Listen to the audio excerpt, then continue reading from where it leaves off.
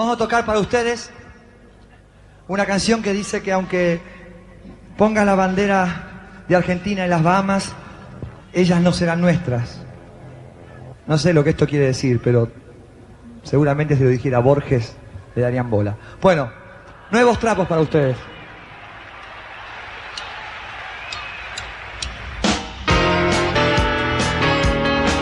Octa Gencarelli, José Amore. Nuevos trapos.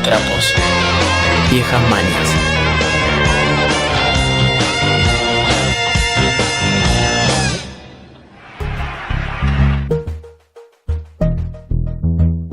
Bueno, work. No estoy de acuerdo con haber empezado así el bloque, pero no pasa nada.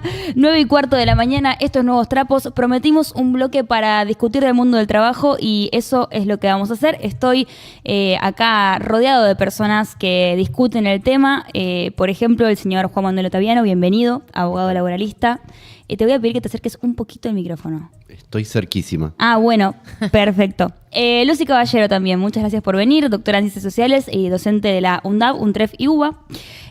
Un poco la idea es, más allá del diagnóstico, que creo que todos vamos a coincidir, una caída del empleo formal en los últimos 4 meses de gobierno de Milei, caída del empleo, o sea, mayor desempleo y precarización y licuación de los salarios. También hablar un poco de, me parece que estaría bueno empezar con cómo llegamos hasta acá, quizá, ¿no? ¿Qué diagnóstico ven de los últimos 10 años? De cómo fue que efectivamente hoy tenemos tantos trabajadores quizá que, bueno, tienen un trabajo formal e igual están bajo la línea de pobreza, por ejemplo. ¿Quién quiere empezar? Mira, yo veo una profundización en los últimos 10 años de lo que se conoce como la fragmentación del mercado de trabajo, la fragmentación del trabajo propiamente, ¿no? Que es la consecuencia de profundos cambios del último medio siglo, diría, en las relaciones laborales, en la economía, por supuesto, tecnología, internacionalización de las cadenas de valor, descentralización productiva, es decir, se puede trabajar de manera remota, o las empresas, el diseño empresario se rompe, ese diseño de la fábrica, que era como el tótem, ¿no?, de mediados del siglo XX, se rompe de alguna manera, y con eso se rompe el tiempo, con eso se rompe el espacio, y también el estatuto de derechos o los derechos laborales que protegían por lo menos a quienes en el siglo XX eran también el factotum del trabajo, ese obrero de 8 horas diarias, hombre, ¿no?, urbano, o agrario o rural.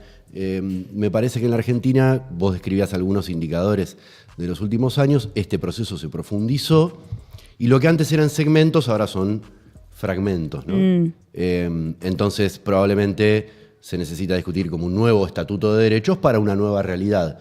No por eso derribar el estatuto de derechos, que es lo que viene a plantear de alguna manera el neoliberalismo, claro, para adaptarse a esta nueva realidad que sin dudas existe, ¿no? Que sin dudas existe. Claro, hay algo de eso. Sí, yo situaría ahí, también creo que es, si bien nosotros en Argentina podemos decir que lo que hay es en los últimos 10 años es una estabilización de un paisaje laboral, ¿no? Me acuerdo mucho la discusión que había, por ejemplo, a principios del siglo, los 2000, donde, cuando se hablaba, por ejemplo, de economía popular, se hablaba de que era un fenómeno pasajero o de que era algo que tarde o temprano la economía iba a absorber esa cantidad de trabajadores.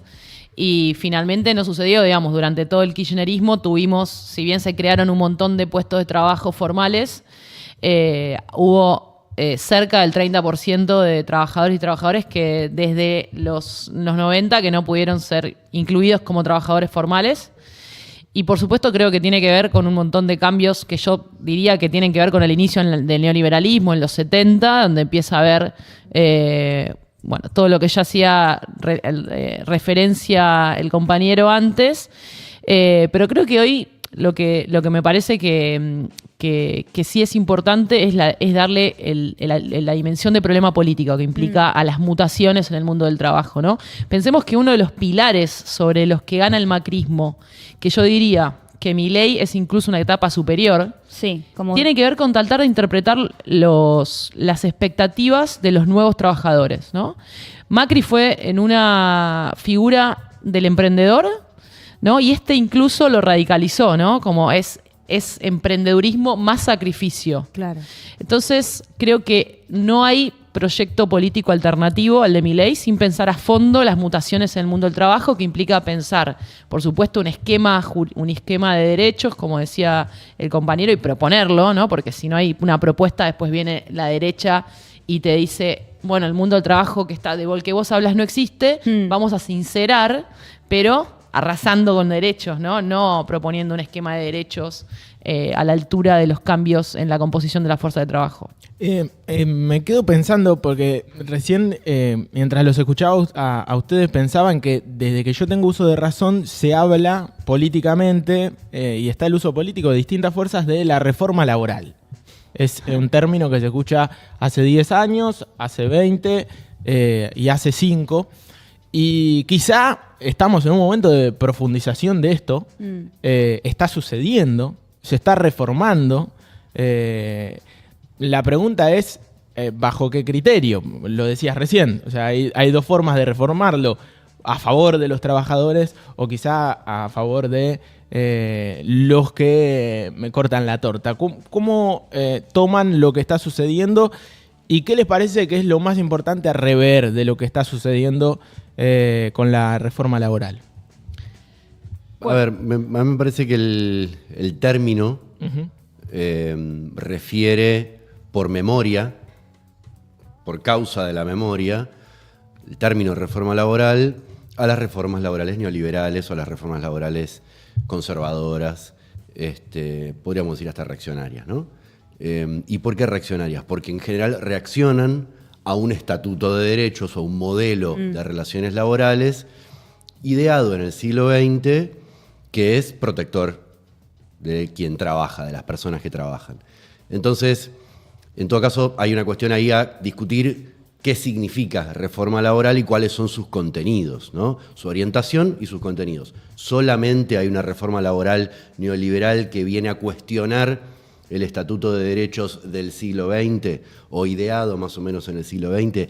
¿Ese Estatuto de Derechos está viejo, ¿no? ¿O necesita ser actualizado? ¿Qué grado de actualización ya tiene, ¿no?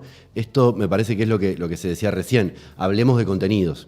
Hablemos de cómo podemos revertir, en todo caso, esa memoria para discutir si hay otra reforma laboral posible, una reforma que actualice derechos, amplíe derechos, que sin dudas tiene que tener, me parece, en perspectiva, esto que se decía recién, que es, hubo transformaciones, y cómo esas transformaciones pueden llenar contenidos de una reforma laboral, en el sentido de que una reforma laboral tiene que tener en vista cierta armonización de las relaciones laborales, que tiene que tener una mirada sobre, obviamente, sobre la ampliación de derechos para las personas que trabajan, pero también tiene que contemplar qué hacer con estos mercados, qué hacer con este capitalismo que funciona de esta determinada manera y que esa determinada manera es nueva.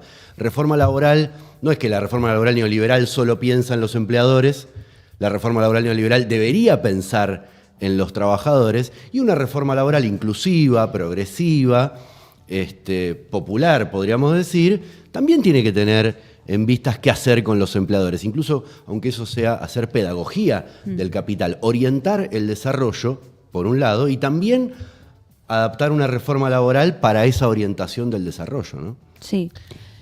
Sí, yo creo que todas las palabras, ¿no?, siempre significan en un contexto, ¿no? Hay una autora que dice algo que es interesante, que es hay palabras que son territorios ocupados, dice, ¿no? Y en el caso de reforma laboral yo diría que es un territorio ocupado. Lo reganaron. Que tiene que ver, ¿no?, con esa... Bueno, en muchos aspectos se está diciendo como que ciertos... la derecha, incluso en este momento la ultraderecha, se ha quedado con palabras como rebeldía, reforma, libertad,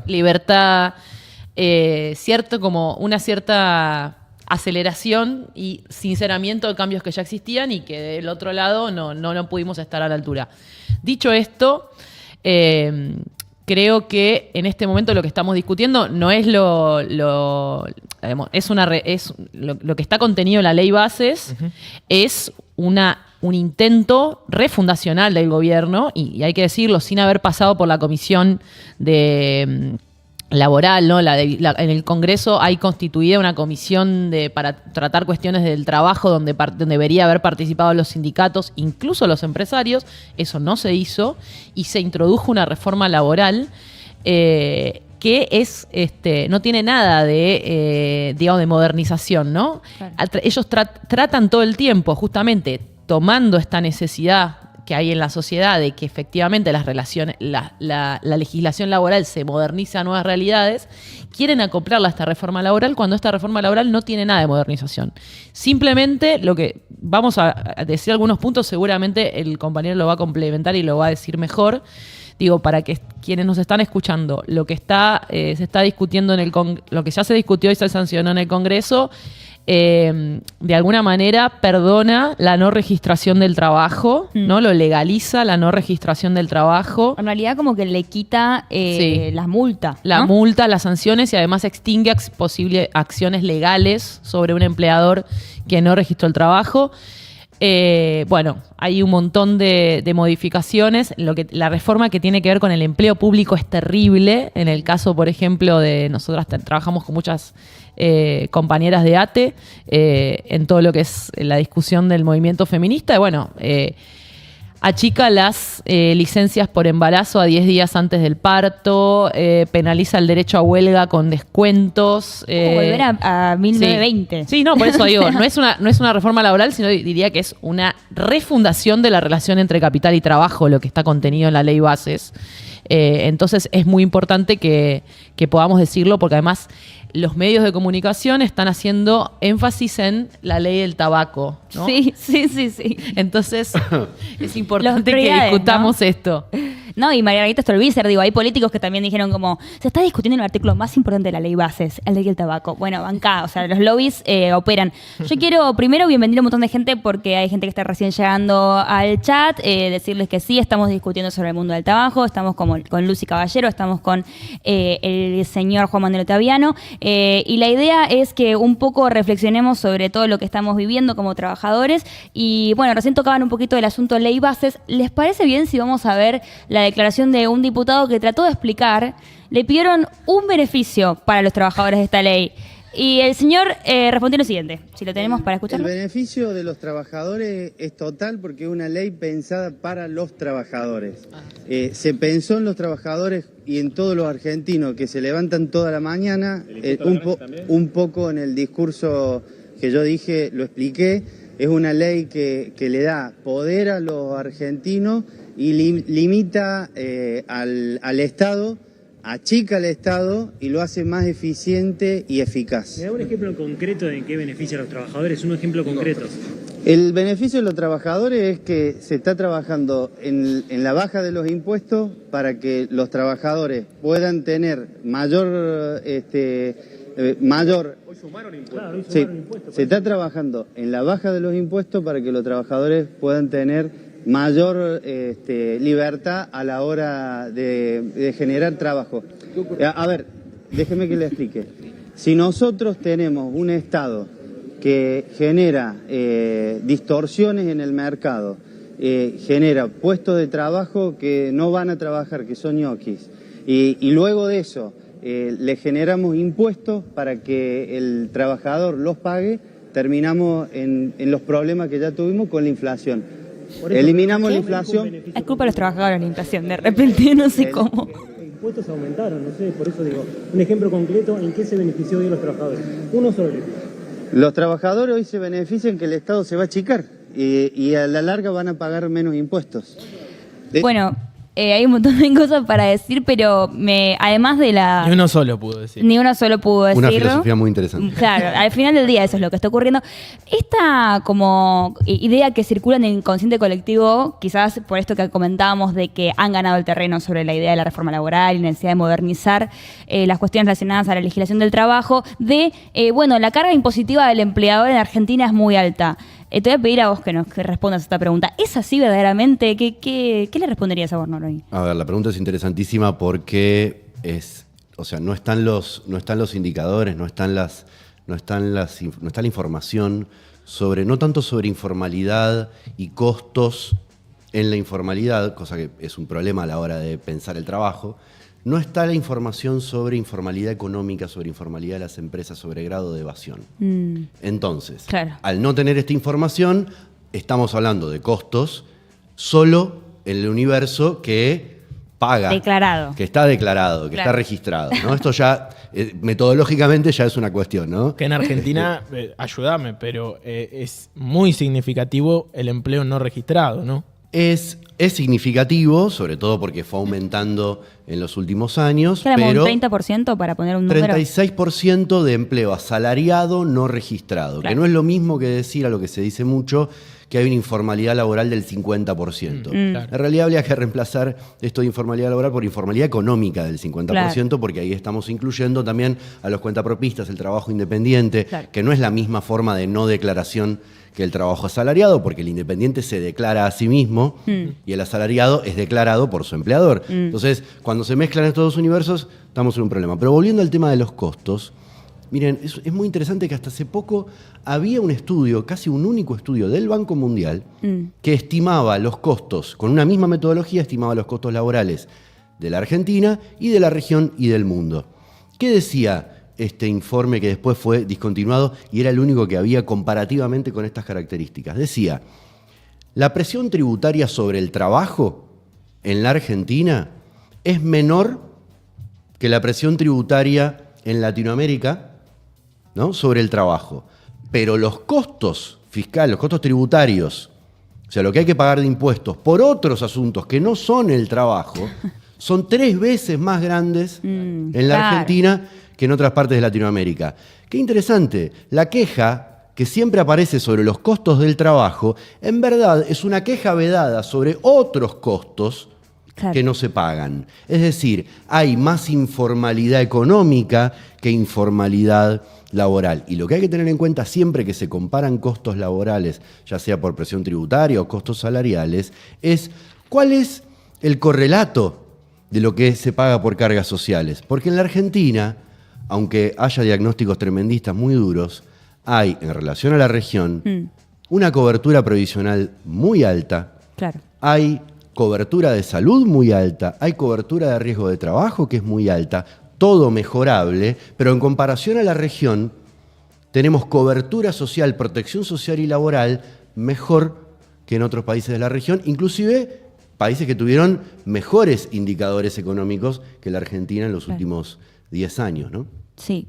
Yo no puedo dejar de pensar, o sea, preguntarte a vos, ¿qué pasa en términos de lo simbólico, de lo narrativo, ¿no? Porque claramente cala la idea de, bueno, no, los sindicatos son un curro, ya no sirven para nada. ¿Vos cómo lees eso? ¿Se entiende la pregunta? ¿Cómo? Sí, obviamente que estamos en un... digamos, es imposible discutir solamente en términos racionales, ¿no? Si esta encrucijada en la que estamos como, bueno, no solamente como investigadores o como referentes de la academia, sino también como partes del campo popular, estamos en un momento donde tenemos los argumentos, es clarísimo, Claro, podemos sí. presentar todas las placas, bueno, incluso en el propio Congreso, no sé si ustedes vieron, yo vi casi todo el debate, Sí. no había una discusión racional, ¿no? El conocimiento no vale en esta No época. era una discusión racional. Bueno, la compañera, el discurso de Vanessa Siley fue muy claro en ese sentido, ¿no? Ella decía, bueno, esto ya se aplicó, esta idea de que solamente el problema de la rentabilidad empresaria es el trabajo, ¿no? Acotar toda la discusión de nuestro país a ese, que el único problema, el único costo es el trabajo, Claro. como decía él. Eso ya fracasó en los 90, subió la no registración, etcétera. Me parece que obviamente es un debate que está cargado de política y que se basa sobre un sentido común construido a lo largo de mucho tiempo, ¿no? Sobre aparatos mediáticos también que están bombardeando en ese sentido y sobre todo una sensación generalizada de la gente de que mucho tiempo hay palabras que no les significaron, que no expresaron su realidad, ¿no? Cuando Claro. también nosotros hicimos mucho tiempo política hablando de un mundo del trabajo que se terminó en la década de los 70, ¿no? Y que ya no expresaba la realidad laboral de un montón. Después fuimos al momento de las elecciones a acordarnos de que los Rappi habían votado a Milei. Claro, había que juntarse con los Rappi, Había que a juntarse prometerles con los algo. Rappi, claro. Pero sí, obviamente, parte de todo este proyecto que tiene que ver con lo que decía antes, que es reconfigurar la relación capital-trabajo en Argentina, que con todas las dificultades es algo que pudimos defender a partir de movilización, de unos sindicatos fuertes, o por lo menos los más fuertes de la región, y la tasa de sindicalización más fuerte de la región. Parte de ese proyecto es atacar las dirigencias sindicales, atacar la posibilidad de organizarse. Lo vemos en el proyecto de reforma laboral del empleo público. Se penaliza el derecho a huelga. Se legalizaría que los trabajadores y trabajadoras públicas no puedan expresar identidades políticas en el trabajo. No, sí, es grave. Es gravísimo. Es muy grave. Exacto. Me gustaría, no sé si tienes una pregunta, Octa, pero que también la gente en el chat nos cuente cuál es su situación laboral, como para discutir entre todos, ¿no? Yo soy monotributista, vos también. Sí, sí, por supuesto. Del mundo de Monotributriste. Monotributiste somos. Sí. Cada vez más. Como Cada que, vez más triste. como puntapié para pensar un poco esto que vos comentabas recién. Digo, hay un modelo de la representación de los derechos en el mundo del trabajo, de la organización, que ya caducó. Estamos hablando, entiendo yo, del mundo del sindicato, que representa el trabajo formal, registrado. Digo, ¿qué pasó con eso? ¿Por qué caducó? Y también, ¿cuáles creen que son las herramientas, ¿no? Como para volver a recuperar poder o disputar poder de alguna manera. A ver, sin ánimo de corregir, pero quiero puntualizar favor, sobre lo todo. problemático. Pero sobre lo problemático que es esto de lo caduco, ¿no? En el sentido de que terminó y que aparece, ¿no? Y que permanece, ¿no? Y tiene que ser protegido de la misma manera. Y va de la mano de esta idea un poco, para mí, metodológicamente equivocada de que la informalidad es del 50% en el trabajo, ¿no? Sobre todo porque desconoce esta fragmentación de la que hablábamos antes, las distintas realidades de las que se hablaba recién al interior del mundo del trabajo o de las diversas formas de trabajo, que es lo que muy anticipadamente dice la Constitución a la hora de describir el trabajo, ¿no? El trabajo en sus diversas formas. Y el postulado de esta reforma laboral, el postulado libertario, liberal o neoliberal, es que hay que relajar las protecciones de los que están adentro, de los que están protegidos, para incluir a los que están afuera, ¿no? Este es el postulado, y esto se vio en el debate. Es lo que se decía recién. En el debate solo estuvo esta idea. Si relajamos las protecciones de los que están adentro, van a entrar más de afuera. Esto económicamente no funciona así, pero además se basa en una idea sobre lo que se planteaba recién, que es: ¿cuál es la porción o la proporción mayor del trabajo entre esos segmentos en la Argentina? ¿Es la informalidad o es la formalidad? Es la formalidad. Claro. O sea, la regla es la formalidad. Contemplando un mundo monotributo, que es formal, ¿no? No. ¿O no? No. Ah, vos O sea, decís... suponiendo, el monotributo es el trabajo independiente. Ok. Por supuesto, hay situaciones en las cuales el monotributo es utilizado para esconder una relación dependiente, ¿no? Una Claro. relación Total. asalariada. Sí, claro. Y además, dentro de esa discusión, ¿cuál es la mayor proporción dentro del mundo del trabajo? ¿Los que trabajan de manera autónoma, por cuenta propia, independiente, o los que trabajan de manera asalariada? La mayoría son asalariados, Claro. asalariadas. Es decir, todavía hay más incluidos que excluidos. Claro, o sea, llena. Entonces, ¿qué sentido tendría relajar las protecciones de los que están incluidos para que entren más? Además de que no funciona. Eso se basa en la idea de que los incluidos son pocos. Claro. Son pocas personas. Entonces, la realidad es la excepción. No, en la Argentina la realidad no es la excepción. La realidad todavía es la regla. Y hay que poder sostener ese modelo sin relajar las protecciones de los que están todavía incluidos. Si no lo que vamos a estar es aceptando una realidad que no es. Que no existe. ¿No? Que no es tal. ¿Ven alguna posibilidad de proteger a los que no están incluidos? Porque recién nombrabas, por ejemplo, a los pibes de Rappi, que fueron parte de la campaña prácticamente, porque se los nombraba todo el tiempo. Y la verdad es que uno ve su situación y dice, ¿qué riesgo, ¿no? O sea, a la vez es una salida laboral, ¿viste? Tenés una bici, saliste, te bajaste la aplicación, Claro. es rápido. La verdad que uno dice, bueno, está bien como para arrancar si uno está en una situación límite, hay mucha gente que lo está, sobre todo los pibes jóvenes, y a la vez, ¿cómo se lo defiende a ese laburante? Y pregunta, en este proceso de transformación que estamos viviendo y en este debate con la ley Bases, ¿Se contempla algo de esto? ¿O directamente, como decían ustedes, se está reviendo lo que ya estaba establecido en aquella histórica reforma laboral y no este proceso de transformación que creo que arrancó la charla así, con cómo cambió en los últimos 10 años el empleo de un montón de gente? Sí, yo muy breve porque de verdad en este punto para mí es tu pregunta, digamos, está tan bien formulada que tengo poco que decir. Y es, a ver, lo que no tendría que suceder es que esta forma de contratación, que es la del trabajo en plataformas, se convierta en la regla. Claro. Y esto es lo que plantea esta reforma laboral, que el trabajo independiente reemplace, aunque la realidad sea dependiente, aunque la realidad sea asalariada, la contratación independiente reemplace a la dependiente. ¿Por qué se plantea esto? Porque hay una nueva forma de gestión del tiempo en el trabajo en plataformas. Se dice, como tienen opción de elegir cuándo trabajar y cuándo no, aunque eso esté gestionado por algoritmos y haya sanciones y condicionamientos, formas de regulación de la fuerza de trabajo, se dice, pueden elegir cuándo trabajar, entonces tienen que ser independientes. Bueno, no. Hay formas, y esta para mí es la propuesta, hay formas de proteger esa nueva forma de gestión del tiempo para que las personas puedan decidir sobre su propio tiempo, sin por eso derribar todos los derechos laborales, protección contra el despido, acceso a la salud, protección contra los riesgos de trabajo, etc. Sí, yo quería volver al punto anterior porque me parece que es importante lo que se planteó. Yo creo que ahí, y eso es un desafío político más que, como decíamos antes, creo que efectivamente no se puede hacer política únicamente interpelando a los sujetos del trabajo registrado, claro, porque además vemos una pauperización creciente. Sobre todo, además, porque después vemos que esos son votos y con una expectativa que van marcando que hay como un desajuste entre lo que prometemos y lo que efectivamente sucede en la realidad.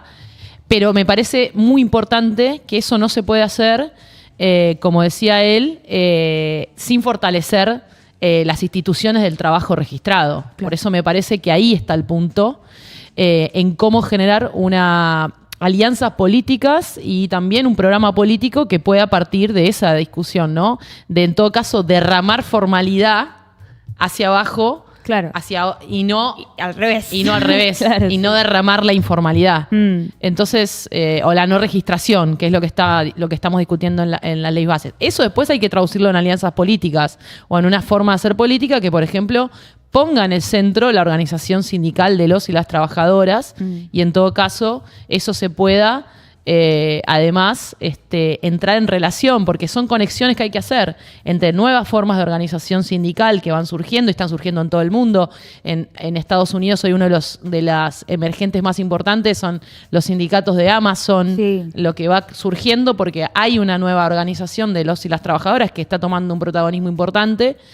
Entonces de lo que se trata es de rodear y de fortalecer las instituciones del trabajo formal con todas estas nuevas formas de hacer sindicalismo y de gremializar nuestras tareas. Quiero seguir por ese lado porque también hay otra pregunta que está relacionada con las nuevas formas, que es ¿qué pasa con las viejas formas? En tanto, voy a leer un par de comentarios que fueron llegando. Yo pregunté, para quienes se suman, cuál es la situación laboral en la que están. Por ejemplo, acá leo un comentario de Emiliano que dice: hola chicos, soy Emiliano, laburo en blanco de limpieza, cobro re poco, no llego a fin de mes y eso que no tengo pibes, saludos, los veo siempre. Docente, contratada por el Estado, vivo sola, estoy gastando ahorros para sobrevivir, soy becaria con ISET, pago monotributo solo para tener algo de aportes. Digo, lo que estamos viendo es trabajadores formales, registrados, cuyos salarios no valen nada. Ahí hay una pérdida, digamos, del poder de negociación del mundo de la representación sindical que es real y que o sea, ¿qué pasa ahí? Es la pregunta. ¿Cómo lo ven ustedes? A mí me desespera este tema. Sí, eso creo que es es algo que explica también parte de lo que estamos viviendo ahora, ¿no? Que hay una caída, yo marcaría del 2018 como el año donde empieza a caer fuerte, que no por casualidad es la presencia del Fondo Monetario, la sombra negra, ¿no? Sí, donde empieza a caer fuertemente el poder adquisitivo de salarios y de ingresos en general de la población. Y eso se ha consolidado, ¿no? Peor en el mundo de la informalidad, donde la caída ha sido mucho más pronunciada. Y tiene que ver con que la gente de alguna manera, y esta inflación que no paró de multiplicarse, y que hoy la gente haya elegido también una opción como la de Milei, que en un punto era una fantasía radical de estabilidad para la vida cotidiana, sí. ¿No? Y entonces creo que ahí también hay un problema político muy grande, porque efectivamente las direcciones sindicales de alguna manera no pudieron generar un tipo o una conflictividad a la altura de esa caída del salario que se fue consolidando. Y entonces ahí me parece que hay un problema político importante y que hoy, por ejemplo, ya incluso estamos naturalizando, ¿no? Digamos, en los primeros 3 meses, él seguramente tendrá la cifra exacta de lo que cayó el poder adquisitivo del trabajo formal, pero de alguna manera ya no... Digo, el cordobazo se hizo por medio punto de inflación con respecto al salario, digo, y ahora estamos en una discusión donde incluso ya estamos naturalizados que nuestros ingresos pierden constantemente con respecto a una inflación que va adelante, ¿no? En lo previsional, recién lo nombrabas, y me parece que es importante porque esta discusión de alguna forma se traduce a los 40, 50 años en un montón de gente que capaz que no se puede jubilar, que quedó afuera de todo eso. Lo hemos visto con nuestros abuelos, con nuestros viejos, que muchas veces... Madres, amas de casa. Claro, se pasaron laburando y realmente no tienen una jubilación acorde a una vida digna directamente, ni siquiera a lo que laburaron. ¿Cómo, si se puede, ¿no? ¿Cómo lo ven eso de acá a un tiempo en cuanto a lo que venimos hablando, a esta cantidad de trabajadores no registrados, o a los cuentapropistas, o a los que laburan de forma independiente? A ver, me parece que esta realidad de la fragmentación del mundo del trabajo, de la informalidad, se ve a ambos lados del modelo previsional. Por el lado del origen de los recursos, porque el origen de los recursos para la seguridad social son las contribuciones de los empleadores que declaran a sus empleados, ¿sí? Si los empleadores no declaran a sus empleados, no contribuyen a la seguridad social y los fondos de la seguridad social se debilitan. Y al mismo tiempo, quienes no estaban formales, después no tienen los años de aportes para poder recibir ese financiamiento, claro, que estuvo debilitado antes, ¿no? Entonces, este círculo vicioso se reproduce en el tiempo. Ahora, ¿cuál es la solución que plantea esta reforma laboral, que es la solución de los 90, o por qué no también en su momento de el proceso de reorganización nacional, la dictadura cívico-militar, que no logró ir por este camino, la privatización del sistema para que cada uno se pague lo suyo, ¿sí? Y que la gestión de los fondos además sea privatizada? Esto es obvio que no funcionó, y además es obvio que aún en estas circunstancias con ingresos tan debilitados, aún con esta informalidad laboral o esta tasa de no registro laboral o esta tasa de creación de empleo independiente más acelerado que la creación de empleo asalariado registrado, aún en esta crisis el sistema público de reparto solidario universal es más eficiente que el sistema privado o que el sistema de gestión privada, porque la solidaridad es la única manera de compensar y de incluir a quienes están quedándose afuera. Y esto, la única manera de resolverlo, porque no estoy diciendo que no haya problemas de sustentabilidad en el sistema previsional, la única manera de resolverlo es que los recursos vengan de algún lado. O los recursos vienen con una mayor formalización, como decía recién Caballero, o los recursos vienen a través de otros impuestos, de impuestos a la renta, de impuestos a los más ricos. No hay otra manera de conseguir los recursos o por lo menos no hay 25 maneras más de conseguir los recursos. Hoy tenemos un modelo tributario que intenta sacar de 25.000 lugares distintos recursos para poder pagar la seguridad social de los argentinos y las argentinas y de las personas que viven en la Argentina, porque no solamente la seguridad social es para las personas que nacieron en la Argentina. Eso habría que unificarlo. Bueno, los recursos tienen que venir de las personas que están declaradas y los recursos tienen que venir de los empleadores y tienen que venir de otros impuestos a los ricos. No hay otra manera. Lamentablemente no hay otra manera. Tenemos que ir cerrando, pero quiero pedirte, Lucy, Sí. unas palabras sobre el tema mujeres en esta ecuación. No pudimos llegar ahí, que siempre queda corto este tiempo para estos debates, porque bueno, claramente hay como una vocación de odio particulares a las mujeres por parte de este gobierno, y eso se ve reflejado obviamente en un mundo del trabajo que ya las mujeres salen perdiendo, ¿no? De base. Bueno, unas palabras resumen, finales. Un resumen, bueno, este gobierno tiene una particular saña que no es un fenómeno nacional, es un fenómeno global. En muchos lugares del mundo el eje articulador entre las derechas y la ultraderecha es el antifeminismo. Así que somos lo que aglutina el pegamento de las derechas. Buenísimo. Y bueno, ya desde la campaña viene hablando negando las brechas laborales, la brecha de ingresos, señalizándonos como enemigas. Y esto simplemente, una vez que asumió, porque si hay algo que hace es que lo que ha dicho lo está cumpliendo, desmanteló muchas de las políticas importantes que se habían conseguido durante estos años. En el caso, por ejemplo, de brechas de género, podemos hablar del programa Registradas, que era un programa que fomentaba la registración de las trabajadoras de casas particulares, pero también se está diferenciando el programa Acompañar, que da la mitad de un ingreso mínimo para quien está atravesando situaciones de violencia. Y ahora estamos como en el punto máximo del ataque, con la propuesta de derogar las moratorias previsionales, que son una gran medida que se ha tomado desde el 2003 en los gobiernos de Néstor y Cristina Kirchner, y que después se renovó durante el gobierno de Alberto Fernández, incluso estuvo también en conflicto durante lo que fue el intento de reforma previsional de Macri, que han permitido la inclusión previsional de muchísimas mujeres, de que 9 de cada 10 mujeres, por esta realidad que contaba el compañero tan bien y tan precisamente.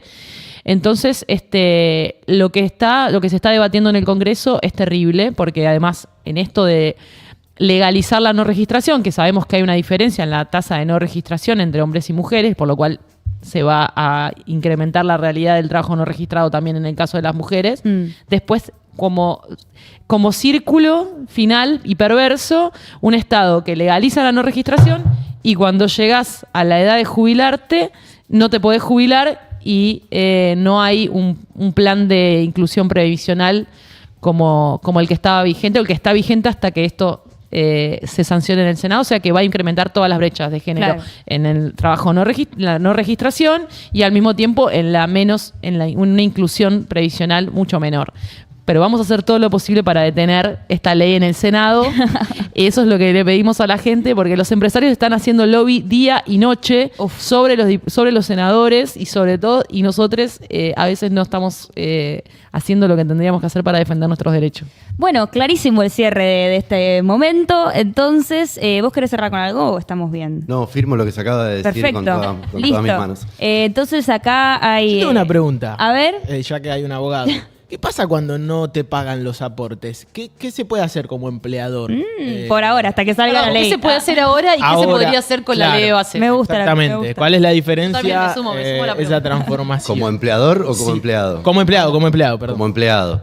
A ver, varias cosas. Primero... Contratar a Juan Manuel Otaviano. No, y además porque lo que va a quedar por hacer es solamente reclamarle al Estado, que le reclame al empleador la falta de aportes por parte del empleador. Y en la ley bases hay una moratoria permanente para empleadores que no hayan pagado los aportes a la seguridad social.